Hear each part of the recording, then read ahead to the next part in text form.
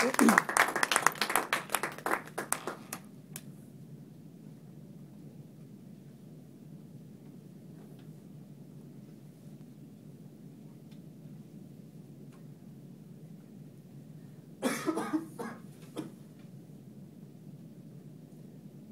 here is guilty of hearing a table topics question, sitting at your seat, you lower your head slowly, try to avoid eye contact at all costs, and try to not move, hoping you will not be called on? Has anyone here ever done that? Good. Most Toastmasters clubs have people who have done that. This one, I'm glad no one here has ever once done that. That's a typical way I like to pick people when I call on someone for table topics questions. I say, I'm going to pick the person who breaks eye contact and tries to stand really still, so you know it's coming. I'm going to share with you some tips that I've learned that you can use to better answer table topics questions and to feel more confident about it. First, let's start with table topics.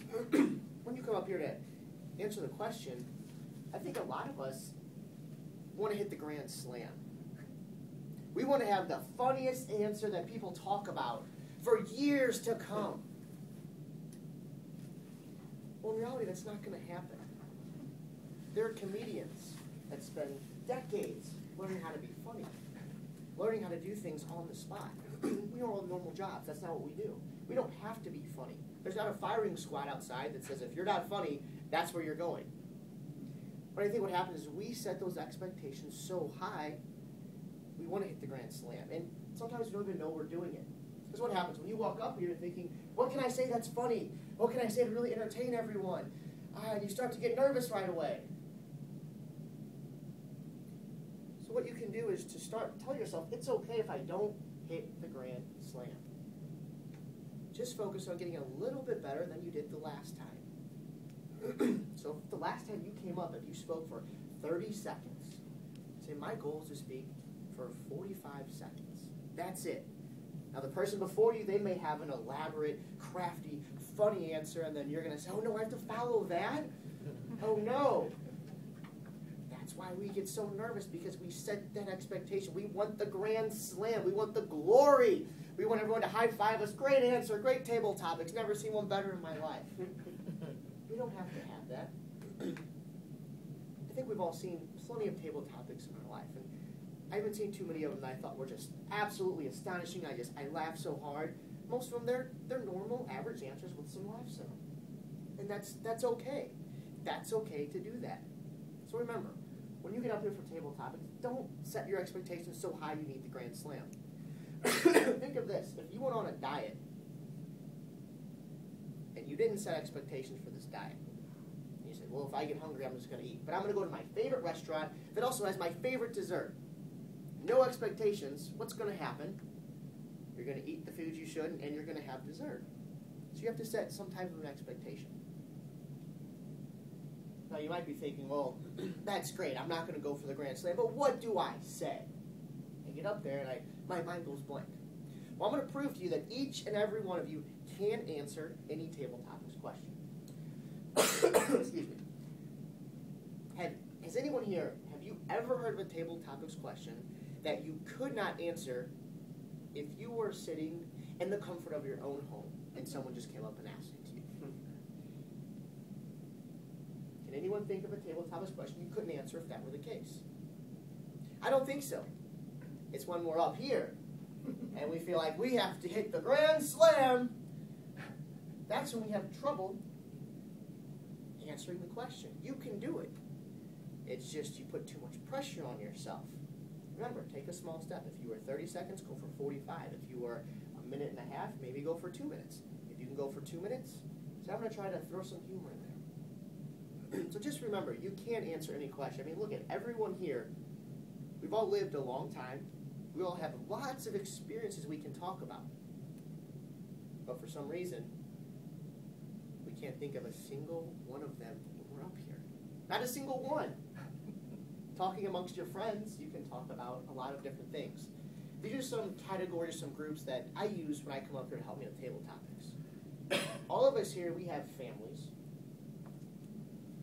We all have jobs. We've all been on vacations before. We all have foods that we like, foods we don't like. And this is one of the best things for table topics. We've all had very, very embarrassing moments that have happened to us that we don't want to share with anyone. Well, guess what? When you're up here, we love embarrassing moments from the crowd. We love them. Because the worse it is for you, normally the better it is for our entertainment. So you can, a lot of topics you have, you can relate them to one of those categories. But again, it's not trying to hit the grand slam. Because when you try to hit the grand slam, well, it has to be super funny, super witty. I want everyone to remember it. Oh no, what do I say? So everyone here can answer table topics. Now the last tip I'm going to give you, this is one of the most important, it's to get up here and do it. Get up here and talk. Table topics is essentially impromptu talking. It's like a muscle. It's a muscle you work out. What if someone told you, I can't get any stronger? And you say, well, how often are you going to work out? Well, I don't. What would you say to them? Well, duh. Now, if someone says, I can't get any better at table topics, I stop, I don't know what to do.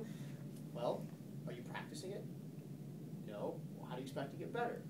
And I think we've all had the moment, we answer a table topics question, then we come, we sit down, oh, I should have said this, I should have said that. Or the car ride home, oh, this would have been funny. Oh, this would have really got them going. When you work out, your muscles rebuild after the workout. Same with your mind. It's like a muscle with table topics, and after you give the table topics, it'll rebuild. Then you get a little bit stronger. And eventually, you won't be saying, this is what I could have said. You'll be up there and you'll say, this is what I can say. Now, it doesn't happen all the time. It's impromptu. It's not a speech.